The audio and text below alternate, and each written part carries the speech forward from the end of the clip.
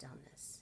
Even though we're seeing a lot of things happen around us, whether it's people going away or things happening, something good comes out of it. That's what faith is about. Moses knowing that seeing all this suffering was not right, and also knowing this personal connection that he had with the I am that I am, with God. He listened, and they slaughtered the lamb and marked the doorway, and this breath came over the land. Everyone sat and waited, and the Pharaoh sat next to his son, maybe thinking he could protect whatever was going to get to his son, and he fell asleep. God had the Pharaoh fall asleep. And when he awoke, he picked up his child, and his child was without breath. And he cried out in anger, and he said, "Just tell them to go." And Moses, with great sadness, said goodbye to the family that had raised him, but also knowing that it was the right thing, and knowing that God must have had to be, a God that is a loving God, because he gave so many chances, but why would he have to harden his brother's heart? I'll tell you why. It wasn't really about the Pharaoh's heart as much as it was about the people's faith. It was their need for faith. And so in order for them to understand, they had to kind of see all these things happen. Now, that's not like that anymore, although there are a lot of things happening in the world where we question. So Moses anyways took his people and he led them to the promised land. They got to this gigantic sea, and then it was like, oh my dear God, what am I going to do? And he slept. By that time, the Pharaoh had totally changed his mind and said, no way, I'm going to get them. They took my son. And then they started to come after him. And then Moses said, oh, what are we going to do? They're coming after us.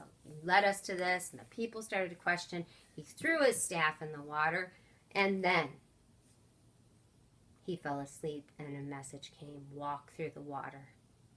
He looked, and he saw his staff, and he saw the water level had lowered. He told the people, come with me, walk into the water. Can you imagine? People were going, are you crazy? We're going to freaking die in that water. But then behind them were coming the Egyptians. It's like, okay, we're going. So we're going to die one way or another, right? Some of the people stayed behind. So they started going into the water. And then the Egyptians with their chariots came after them, and the water closed up and swallowed them up. And they made it to the promised land. And still at the promised land, they lived for many years in harmony, and they started to forget and forgot to pray and have the stillness and know the I am that I am.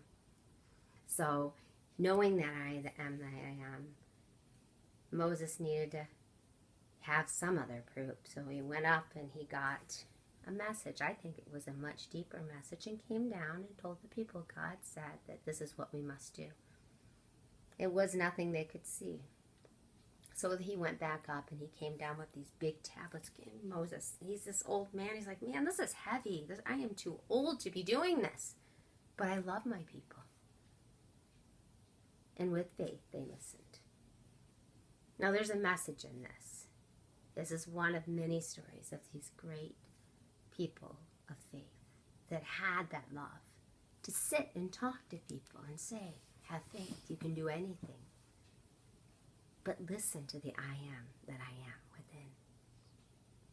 This is a time of just getting quiet, no matter what's going on in your life. It may hurt, it may be difficult, but during this time, the stillness and really feeling your core and listening to the I am will help you to go within and light a path for you and manifest everything that you could ever want and desire.